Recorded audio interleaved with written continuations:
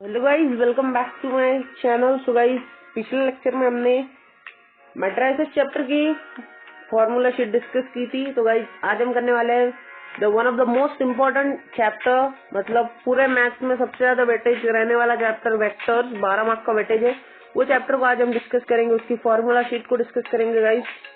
तो गाइस, फॉर्मूले के साथ साथ अब मुझे कमेंट आने लगे हैं कि आप थ्योरम्स की भी, ऐसे इम्पोर्टेंट थ्योरम्स की भी एक सीरीज लाओ। तो गाइज मैं उससे सोच रहा हूँ गाइज, अगर आपको चाहिए थ्योरम्स की सीरीज तो गाइज कमेंट सेक्शन में जरूर लिखें कि yes we want theorem series. ऐसा कमेंट मुझे आओ गाइज, मैं फिर आपके लिए वो भी जल्दी से जल्दी अवेलेबल करके दूंगा गाइज।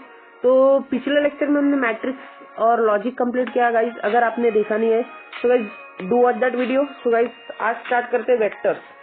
तो एक देख लो, सबसे पहले 3 थ्योरम्स है। M A bar plus N B bar equals to 0 when A bar and B bar are collinear.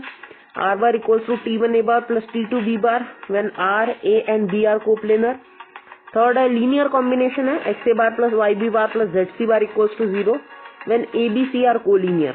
Guys ये जो नीचे के फॉर्मूले है ना 3 से 14 तक, ये गाइस फर्स्ट एक्सरसाइज के है, आप पढ़ सकते हो गाइस। इतने इम्पोर्टेंट मुझे तो नहीं लगे, क्योंकि पेपर में इस पे क्वेश्चन तो ज्यादा नहीं है। हाँ, 6 नंबर से आ सकते हैं, A B bar equals to B bar minus A bar. उसके बाद यूनिट वेक्टर आ सकता है A bar upon determinant of A bar. उसके बाद distance from X axis Y axis, ये पढ़ लो गाइस आप। Distance from P of point P from X Y plane, Y Z plane, Z X plane. उसके बाद फिर distance from X axis Y axis Z axis origin से। फिर distance formula 3 points में कैसे निकाल लेते हैं वो देख लो। और गाइस ये 15 नंबर का one of the most important है गाइस, 2 कोलिनियर वेक्टर्स। गाइस इस पे का एक क्वेश्चन आपको देखने मिलेगा guys, A B bar equal to T of E C bar where T is scalar. क्या आता है, ये स्केलर मल्टीपल होते हैं एक दूसरे के। उसके बाद कोप्लेनर वेक्टर में क्या होगा guys, A B bar equal to T1 A C bar plus A D bar. Guys coplanar के क्वेश्चन या कोलिनियर के क्वेश्चन सॉल्व करते समय ये ध्यान रखना, A B bar equals to T A C bar means एक पॉइंट कॉमन है वहाँ ए। कोप्लेनर में भी A B bar equals to A C bar plus A D bar, तो वहाँ एक पॉइंट कॉमन रखो। ऐसा मत करो A B bar equals to T1 B C bar plus C D bar. Guys इससे आपका आंसर नहीं आएगा। A B bar equals to T1 A C bar plus T2 A D bar ही होना। और T1 और T2 तो आपको पता है क्या है, स्केलर से। आगे बढ़ते लीनियर कॉम्बिनेशन के लिए। तो गाइस लीनियर कॉम्बिनेशन देख लो, R bar equal to X A bar plus Y B bar plus Z C bar.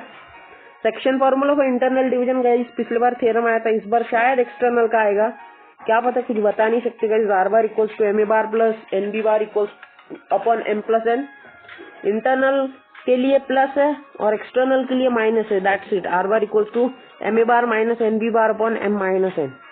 Mid point formula B bar plus A bar by 2, A B रहा तो B bar plus A bar by 2, कि A bar plus B bar by 2 भी चलता है guys, क्योंकि addition में, ये subtraction में थोड़ा प्रॉब्लम होता है। मिड पॉइंट फॉर्मूला हो गया। उसके बाद सेंट्रॉइड फॉर्मूला गाइस, इस पे के क्वेश्चन आते हैं, बहुत बार देखे गए हैं। G bar equals to A bar plus B bar plus C bar by 3। उसके बाद G bar of 4 point tetrahedron, centroid of 4 tetrahedron, A bar plus B bar plus C bar plus D bar by 4। उसके बाद incentre guys, इसकी trick के साथ मैंने formula लिखा है, आप देख सकते हो। H bar equals to A B का मॉड उसके बाद सी, फिर बी सी का मॉड उसके बाद ए, फिर ए सी का मॉड उसके बाद बी, फिर तीनों मॉड साथ में नीचे डिनोमिनेटर में एडिशन के साथ लगा देने। इन सेंटर गाइस कभी कभी क्वेश्चन आता है इसमें, 2-3 साल बाद एक बार क्वेश्चन आ सकता है, तो छोड़ नहीं सकते, आने के चांसेस है। उसके बाद scalar product guys, A bar dot B bar equals to mod A mod B cos theta, A into A mod A square होता है guys. Projection of A on B, A bar dot B bar upon mod B, जिसपे on रहता है ना guys वो नीचे आता है।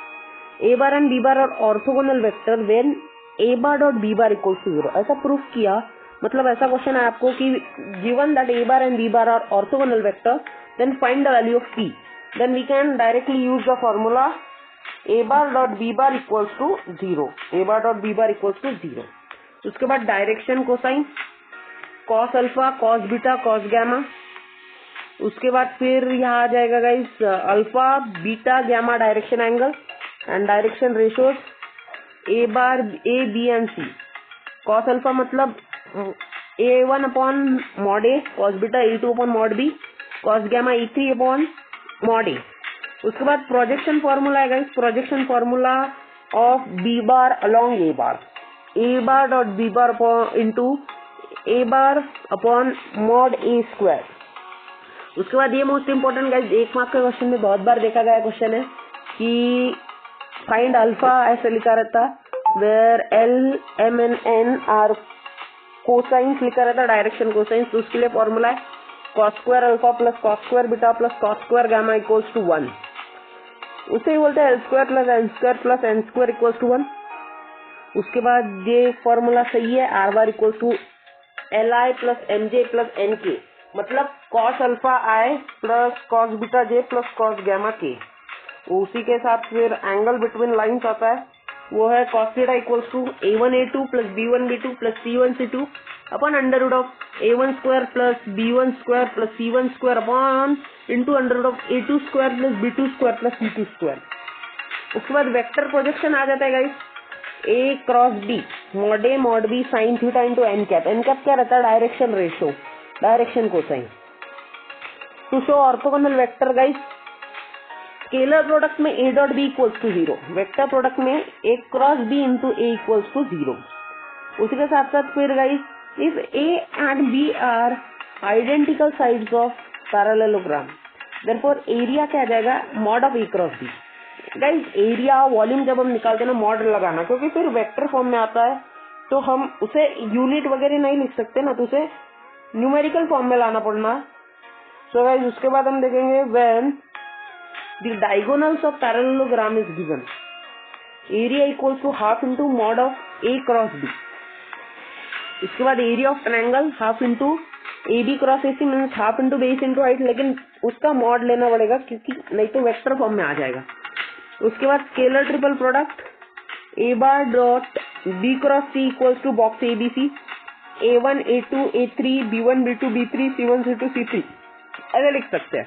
Volume of parallelogram box ABC, मतलब determinant of A1 A2 A3 B1 B2 B3 C1 C2 C3।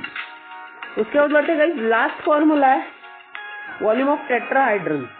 Volume of tetrahedron one of the last formula में से एक है guys, volume of tetrahedron 1/6 box of ABC।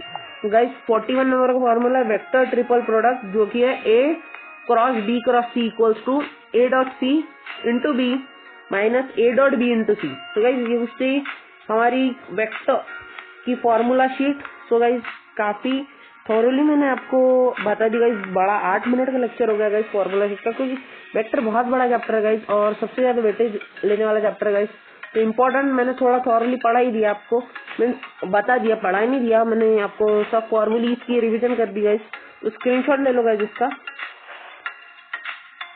हाँ guys ले लो यहाँ तक 12 number तक। उसके बाद आगे बढ़ते हैं गाइस। वीडियो आप देख रहे हो, लाइक नहीं कर रहे हो गाइस, तो वीडियो को लाइक करें गाइस और चैनल को डू सब्सक्राइब गाइस। उसके बाद सेक्शन फॉर्मूला को इंटरनल डिवीजन तक हो गया, यहाँ तक का स्क्रीनशॉट ले लो गाइस। उसके बाद projection formula on A dot B, direction ratios और डायरेक्शन कोसाइंस। ये vector projection of B bar along A और A bar on B bar guys, इसके फॉर्मूला थोड़ा सा देख के जाना।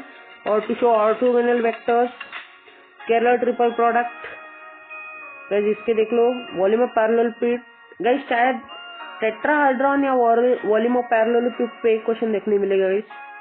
सो गाइस चलो ये कुछ था आज का वीडियो। सो गाइस अगर वीडियो पसंद आ रहा हो तो फिर बोल रहा हूँ गाइस, रिक्वेस्ट कर रहा हूँ वीडियो को लाइक करें, चैनल को सब्सक्राइब करें, और कुछ भी डाउट रहा तो कमेंट सेक्शन ओपन ही है गाइस, बेझिझक होके पूछे। चलो गाइस मिलते हैं फिर अगले लेक्चर में, तब तक के लिए गुड बाय।